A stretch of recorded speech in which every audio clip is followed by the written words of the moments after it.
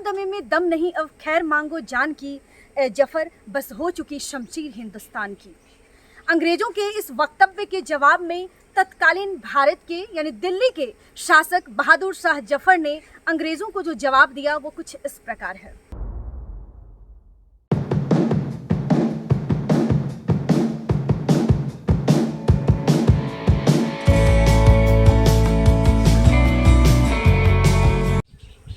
नमस्कार, हिस्टोरिकल कहानी के एक नए एपिसोड में आप सभी का स्वागत है और आपके साथ मैं सुप्रिया।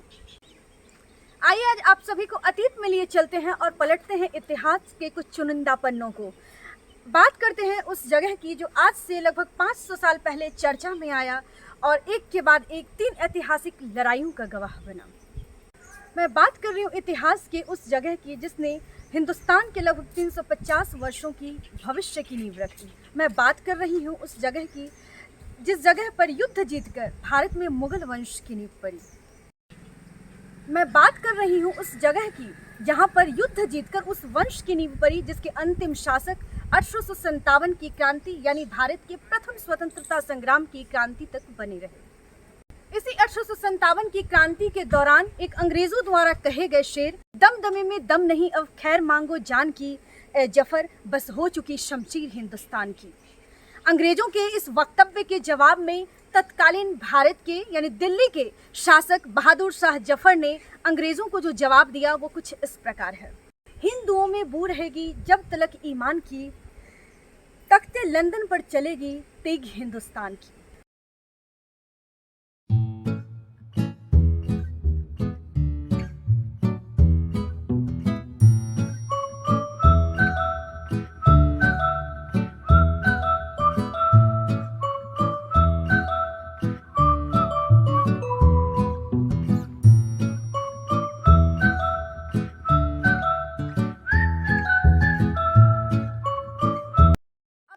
समझ ही गए होंगे कि हम बात कर रहे हैं पानीपत के मैदान की, पानीपत के उसी मैदान की जहां पर 1526 ईस्वी में इब्राहिम लोदी को हराकर बाबर ने भारत में मुगल वंश की नींव रखी। इस मुगल वंश के शासक जो कि 1857 की क्रांति तक भारत को एक सूत्र में एकजुट होकर बांधे रखे और फिर लगभग 350 वर्षों तक भारत को विदेशी आक्रमणकारियों से बचाते रहे। आज से करीब 500 साल पहले इसी जगह पर इसी पानीपत के मैदान में इब्राहिम लोदी को हराकर बाबर ने भारत में मुगल वंश की स्थापना की थी, यानी मुगल वंश की नींव रखी। यह वही मुगल वंश है जो 1857 की क्रांति यानी प्रथम स्वतंत्रता संग्राम तक भारत को एकजुट में बांधे रखा, एक सूत्र में पिरोए रखा। लगभग 350 वर्षों तक भारत को विदेशी आक्रमणकारियों से बचाता रहा।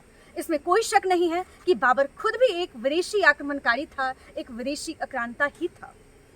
मगर बाबर के पहले के यानी मध्यकालीन भारत में बाबर मुगल वंश की स्थापना के पहले के इतिहास को अगर आप पलट कर देखेंगे तो आपको यही पता चलेगा कि जाने कितने ही आक्रमणकारी, कितने ही लुटेरे भारत में आए और भारत को लूटकर अपने वतन, अपने कौम वापस लौट जाते हैं। बेशक एक विदेशी आक्रांता था लेकिन वह भारत में ही रहा और इस तरह से विदेशी आक्रमणकारियों से हिंदुस्तान को 350 वर्षों तक बचाए रखा और भारत में एक ऐसे वंश की स्थापना की जिसने अकबर महान और शाहजहां जैसे शासक दिए, जिसने ताजमहल जैसी इमारत हिंदुस्तान को दिया।